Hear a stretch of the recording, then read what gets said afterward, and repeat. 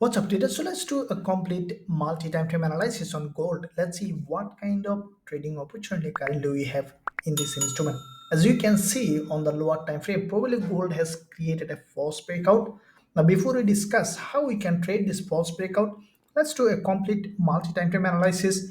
Then we'll jump onto this time frame to see how we can trade gold. Now, starting with this monthly time frame. Now, we see that on the monthly, in the last day of trading week, previous week, we have seen a very strong bounce from this monthly level of support on gold. Now, with that bounce, we have seen that gold has gone to another important level of monthly support, which is turning resistance.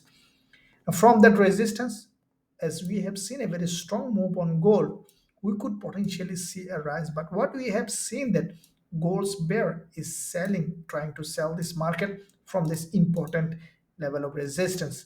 Now let's see on the weekly time frame how the price action is forming.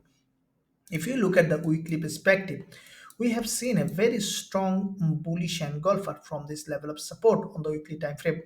Now, with that kind of bullish engulfer, we can expect a bullish move on gold. But instead, the way the market opened, if you closely look at, you see that gold in fact couldn't break the weekly high here.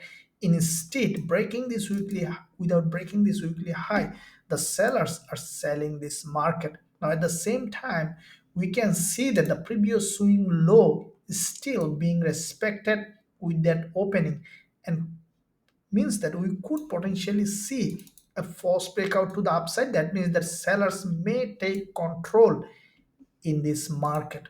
Now, looking at daily time frame, we have seen that there is a weakless candle on the daily. It's a strong bullish candle in the opposite direction of the trend below this previous support zone, turning resistance. And now we see that on the market opening, kind of bullish setup, kind of bearish setup in this market. Looks like that it may have created a false breakout to the upside, and we could see that gold's bear is in control again. Now, if we look at the intraday perspective, then we will see, in fact, how the price action is forming. As you can see, this market primarily is overextended to the upside. And the way the price action has formed, you see that it was creating a bullish move to the upside.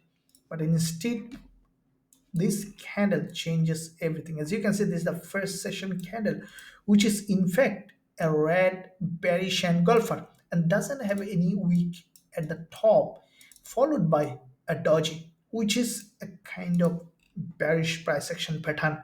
Now, with that being said, then what is likely to happen is that gold is a false breakout. This is an overextended false breakout, or just coming for a retracement and then could continue to go up. The remainder is depending on how the next candle or so is going to close. If we see that gold has broken this candle, which is highly less likely to happen, it looks like that we could see, in fact, a meltdown the way price action form, because there is a strong bearish engulfer. Now, what we will be doing is we will be waiting for this candle to be closed. What we could potentially see after closing of this candle or before closing of this candle, we could see gold has gone up again. Probably will test around half of this red candle.